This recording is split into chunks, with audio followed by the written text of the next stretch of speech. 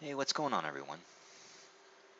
Today I'm going to show you how to use SuperPutty to log into your Cisco devices using key-based authentication.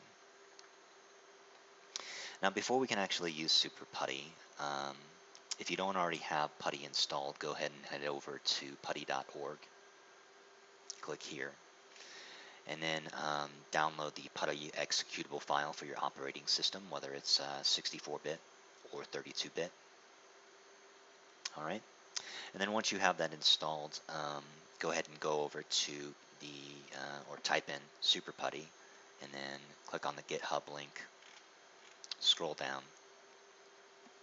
and where it says previously releases can be found at this link, go ahead and click on that link and then download the zip file, this zip file 1.4.0.9.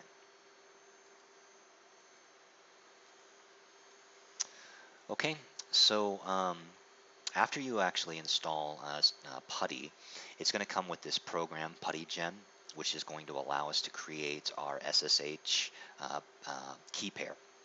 So we'll go ahead and generate this, and this will generate our public and private keys. You will need to move your mouse around to generate those keys. You can give a comment in here if you like, all devices, and go ahead and save your private key. It's going to pop up with this warning if you didn't password protect it. I am going to actually store this in an encrypted volume. So I'm just going to accept that warning and save the private key. Okay. Next, we'll go ahead and save our public key. So give that a name.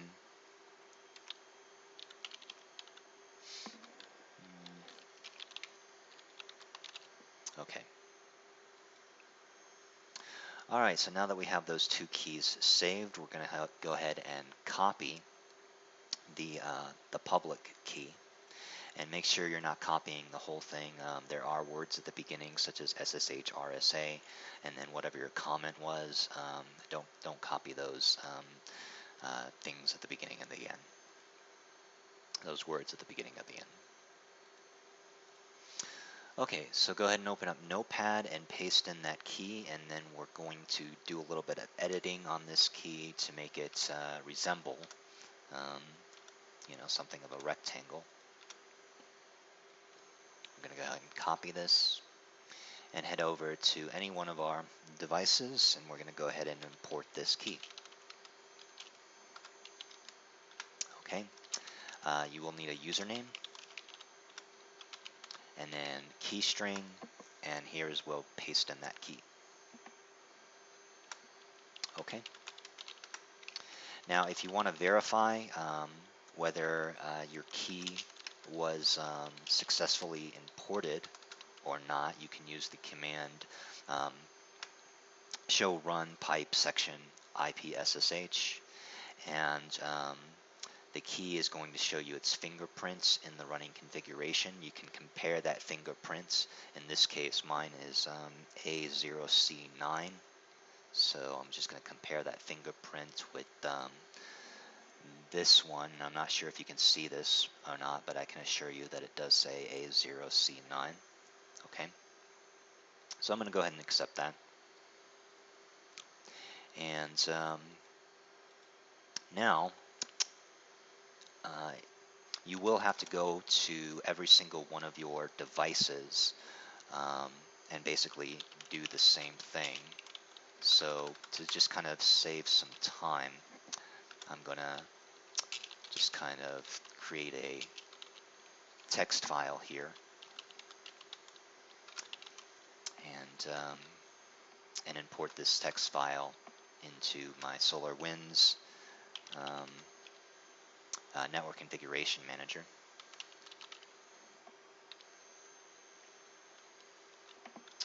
Okay. And I'll just go ahead and save that. SSH.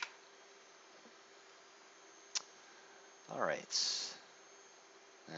It's just kind of logged me out, so give me just a second to Get back into the device.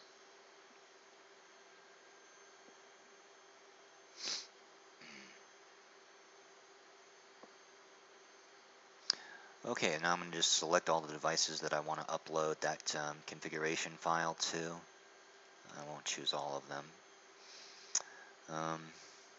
Execute script.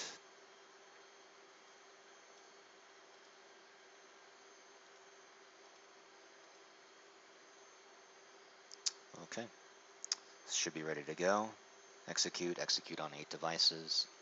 And that is going to take a little bit of time. So while that is working, just go ahead and start creating my sessions in PuTTY. We'll give the appearance 18 so we can kind of see what's going on here. Go ahead and enter in your username, and then where it says SSH, go ahead and browse for that that private key. All right. Okay. So now just kind of the tedious process of having to enter in all of our devices. But in the end, we will see that this actually really pays off to do this work. Okay. So just about complete here with all the devices that I want to use.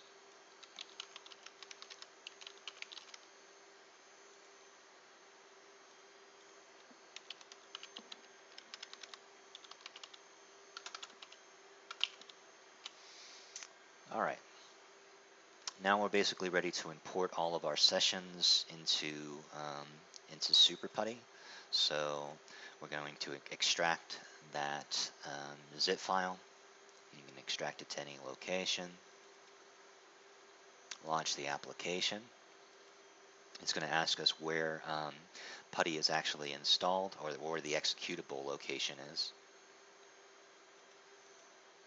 Okay. It should be, if you didn't change the defaults in program files. We'll click OK. We'll expand this. Then we're going to click on File, Import Sessions, and From PuTTY Settings. We'll accept yes. And then we can see those are all our sessions here. And we're going to connect all. The SSH warnings are going to pop up. I know that these are my keys.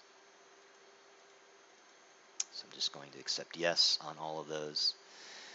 And hopefully you can kind of see the benefit here that I basically have just used one key pair to log into every single one of these devices.